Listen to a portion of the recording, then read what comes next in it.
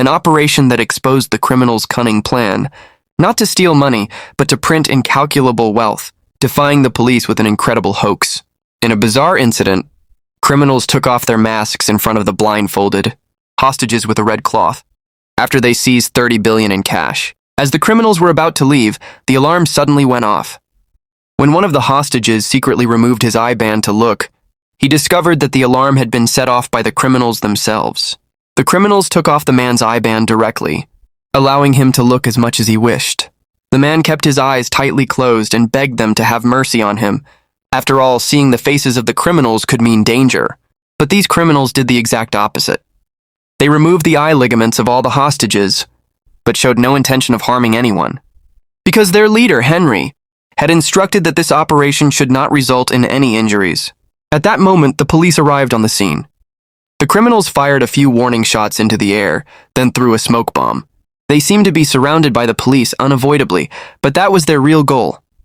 The police immediately sent their negotiation expert, Lucy, to speak with Henry. Lucy's first question was, "How many helicopters do you need?" And as expected from a negotiation expert, this one seemed to help criminals escape. But it was actually an indirect way of determining how many, since one helicopter only seats 4 people. Henry replied that one helicopter would be enough. The commander next to her immediately got excited. Fewer than 4 criminals meant they could break in and fix the problem. But Lucy strongly disagreed. She thought criminals might be setting a trap. However, the commander had already given the order. Special forces arrived at the main entrance. They stretched their surveillance equipment through the door, and what they saw left everyone stunned. There were at least 30 criminals inside.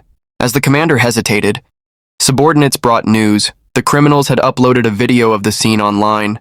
When they saw it, they realized that all the hostages were forced to wear the same clothes as the criminals and were carrying fake weapons. That way, the police could not discern the real criminals. Most disturbing was that one of the hostages is the daughter of a foreign ambassador. The commander immediately ordered the withdrawal out of fear. In fact, the real goal of these criminals was not the $30 billion they stole, but rather they were planning to use the detained mint and its employees to print new, untraceable banknotes directly. Their goal was to obtain $4 trillion in cash.